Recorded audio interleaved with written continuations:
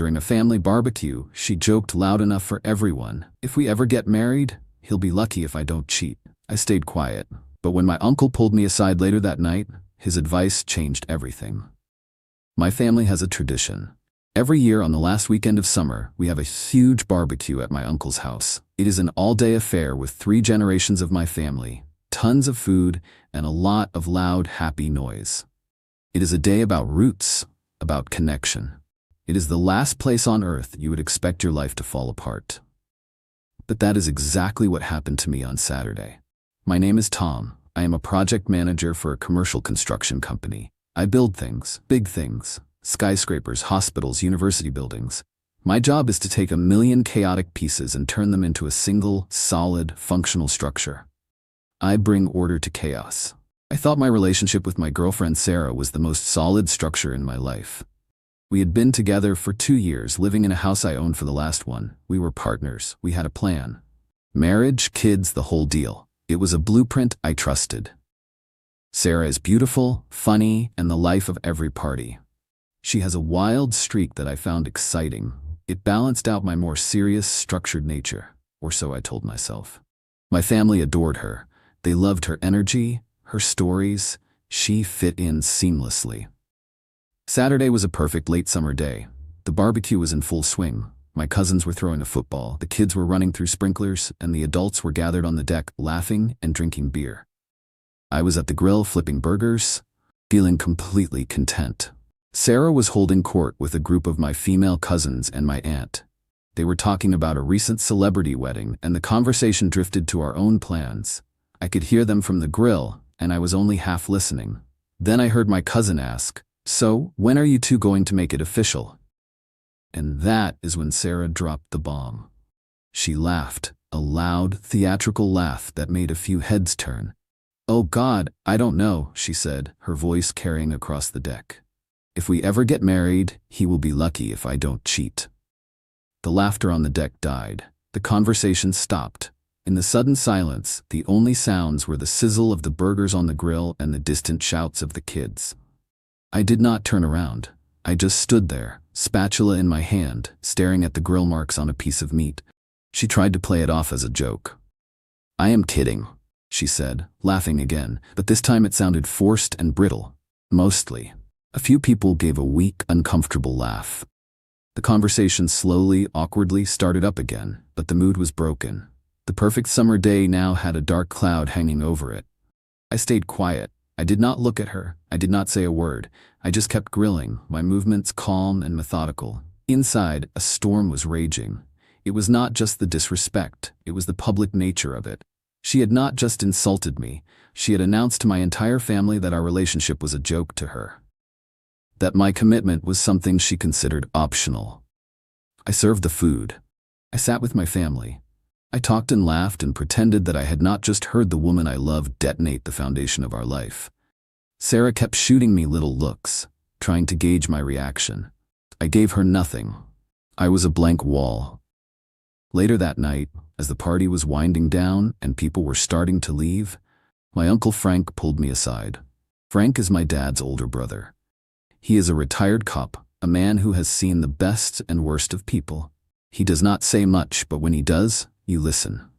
He led me over to the edge of the yard, away from the tiki torches and the lingering guests. He looked me in the eye, and his face was serious. "I heard what she said," he said, his voice a low rumble. I just nodded. "You are a good kid, Tom," he continued. "You are solid. You build things to last. That woman, she is not built the same way. She is all flash, no foundation." He paused, looking back at the party where Sarah was now laughing with my aunt, as if nothing had happened. "You are angry," he said.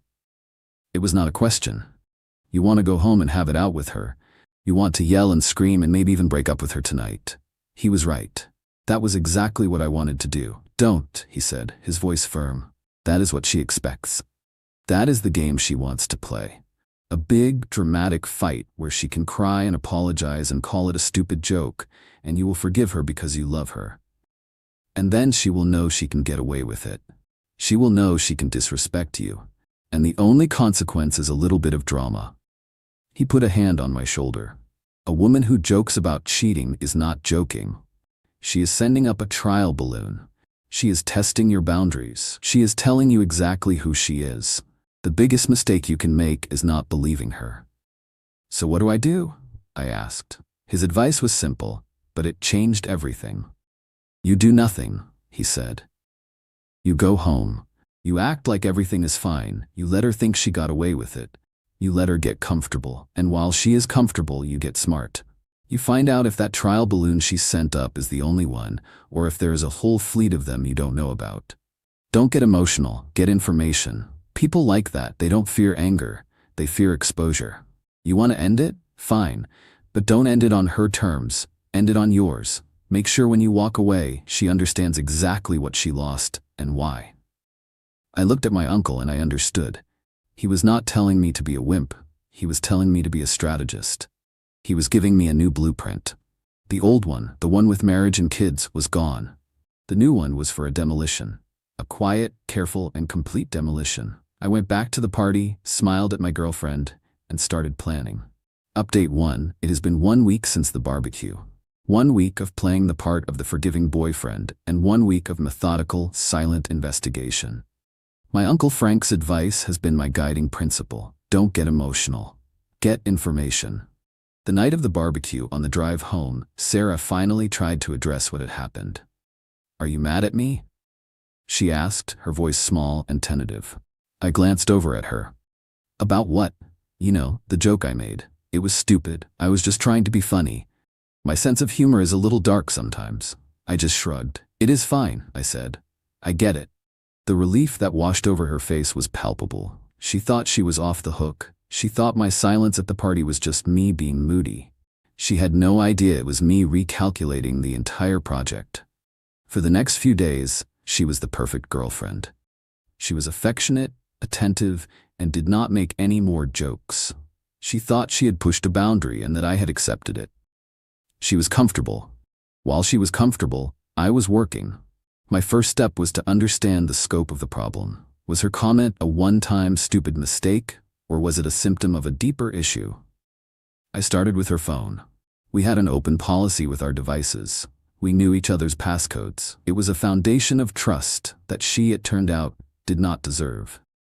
I waited until she was asleep and went through it. I was not looking for a smoking gun. I was looking for patterns. I did not find any explicit texts from other men. She was too smart for that.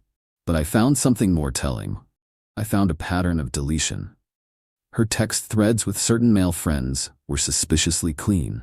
There were gaps in the conversations, missing days. Her call logs showed calls to these same numbers, but the corresponding texts were gone. A person with nothing to hide does not meticulously scrub their conversations. The most interesting find was a group chat with her 3 best friends. The chat was called the Escape Committee. I scrolled back for months.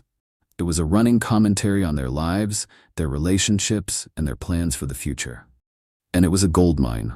They talked about me. A lot. They referred to me as the Warden or Mr. Stable. They talked about my boring life, my predictable schedule. Sarah's posts were the most damning. She complained about feeling trapped. She talked about wanting more excitement. And then I found the conversation from the day before the barbecue. One of her friends had asked if she was really ready to settle down with me. Sarah's reply, "God, no. But the setup is too good to leave right now. He is a great safety net while I figure out what I really want. And what I really want is not a guy who spends his weekends installing a new sprinkler system." Another friend replied, "You've got to be careful. He is not dumb. What if he figures it out?" Sarah's response made my blood run cold. "He will not. He trusts me completely. I could probably cheat on him, and as long as I smiled and told him I loved him, he would believe me. He is just lucky I have not bothered yet." There it was. The joke from the barbecue was not a joke at all. It was a slightly rephrased version of her true feelings. It was a test, just like my uncle said. She was testing the waters, seeing how much disrespect I would tolerate. I took screenshots of the entire conversation. I saved them to a secure cloud account. That was my information. Now I needed a plan for exposure. The opportunity presented itself 2 days later. Sarah came home excited. Her best friend, the one who had asked if she was ready to settle down, was getting engaged. Her fiancé had proposed on a trip to Paris. They were going to have a big fancy engagement party in 3 weeks at a downtown hotel. "It is going to be amazing," Sarah said, her eyes shining. "Everyone is going to be there. We have to get you a new suit." A party. A big fancy party, full of her friends and the people she wanted to impress. The stage was perfect. I spent the next week preparing. I continued to play the part of the perfect boyfriend. I helped her pick out a dress for the party. I booked an appointment to get a new suit. I listened to her talk endlessly about the engagement, about Paris, about the size of her friend's diamond. Meanwhile, I was making my own preparations. I contacted the event planner for the party, a woman my company had worked with on a few corporate events. I told her I wanted to do a special surprise for the newly engaged couple. I wanted to put together a slideshow of pictures of them to be played on the big screens at the party. She thought it was a wonderful idea and gave me the technical specifications for the video file. I spent hours putting the video together. It started innocently enough. Pictures of the happy couple, pictures of them with their friends, including Sarah. I even included a few pictures of me and Sarah, smiling, looking like the perfect couple. But the last 30 seconds of the video were different. The last 30 seconds were the screenshots from her group chat. I set the screenshots to scroll slowly across the screen, her own words appearing in huge, undeniable letters set to a soft, romantic piano score. "He is a great safety net while I figure out what I really want. He trusts me completely. He is just lucky I have not bothered to cheat yet." The video was ready. The stage was set. All I had to do was wait for the performance. Sarah thought this party was about her friend. She had no idea it was about to be her grand finale. Update 2.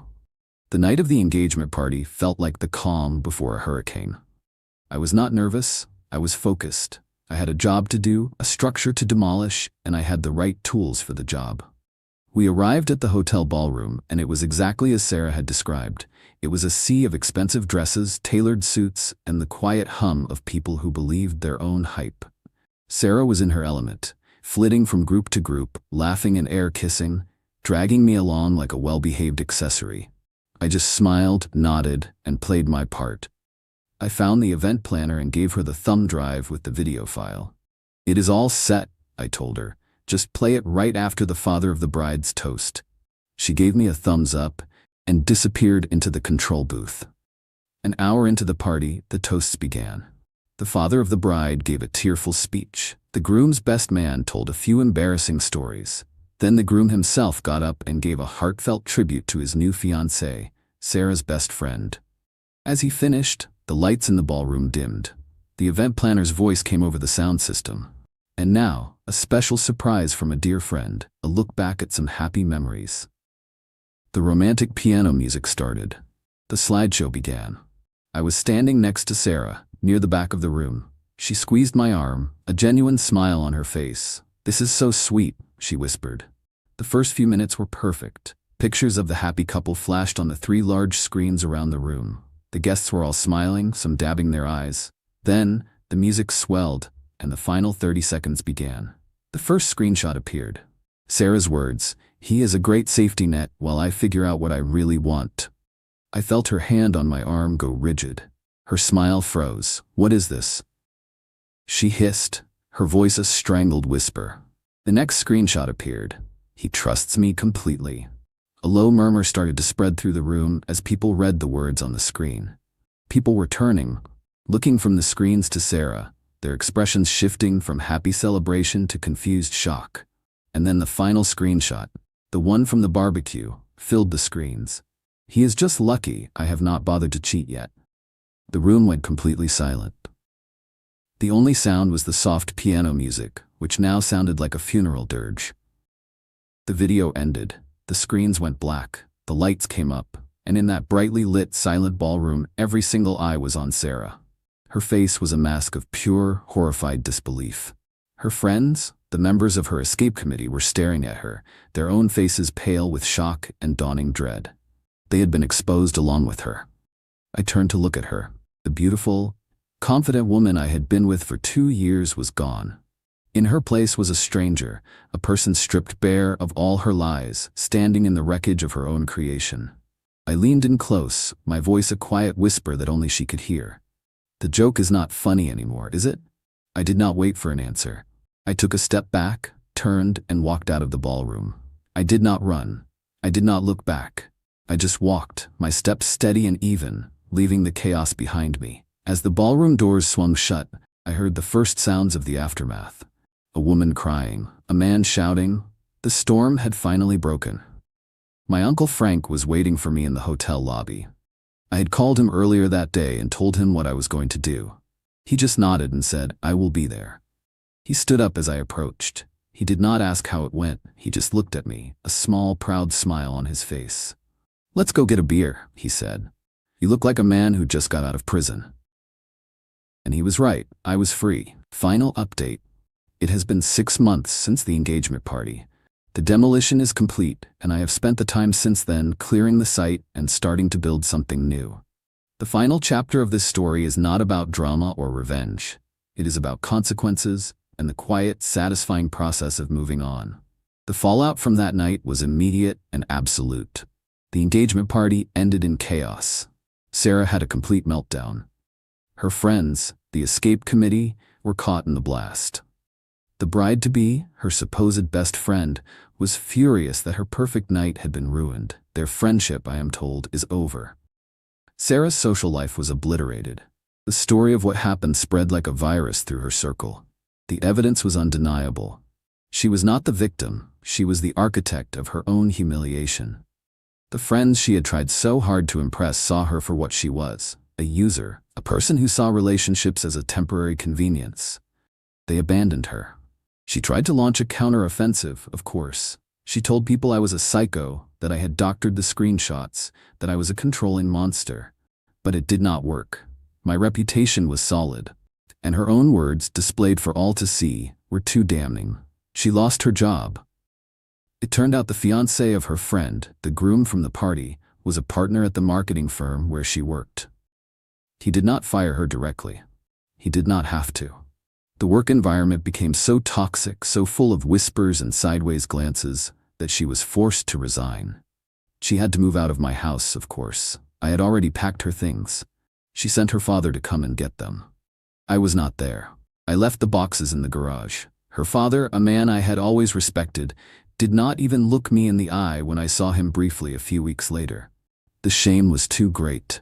She is now living in a small apartment across town. She is working a low-level job, trying to rebuild her life. She has no friends, no partner, and a reputation that will follow her for a long time. I received one communication from her about 2 months ago. It was a long, rambling email. It was a mix of apologies, accusations, and self-pity. She wrote that the barbecue comment was the biggest mistake of her life. She wrote that she did not really mean it, that she was just trying to sound cool and detached. She wrote that my uncle was a cruel old man for giving me the advice he did. That was the line that made me realize she still did not get it. She was still blaming someone else. She was blaming her joke. She was blaming my uncle. She was blaming everyone but the person who was actually responsible, herself. I deleted the email without replying. My life is good. It is quiet. It is stable. I have been spending a lot of time with my family, with the people who form my real foundation. My Uncle Frank and I go fishing every other weekend. We do not talk about what happened, but we do not need to. He just claps me on the back and says, "You did good, kid." The revenge was not the slideshow. It was not the public humiliation. The real revenge was in the simple act of believing her. She told me exactly who she was with that joke at the barbecue. My uncle's advice was not about revenge, it was about self-respect. He told me to believe her, and I did. I took her at her word, and I acted accordingly. She thought she was playing a game where she could have my stability while keeping her options open. She did not realize that for me, commitment is not a game. It is a structure. It is a promise. And when you prove that your promises are worthless, I do not get angry. I just tear down the building and start over on solid ground. And the new foundation I am building is stronger than ever.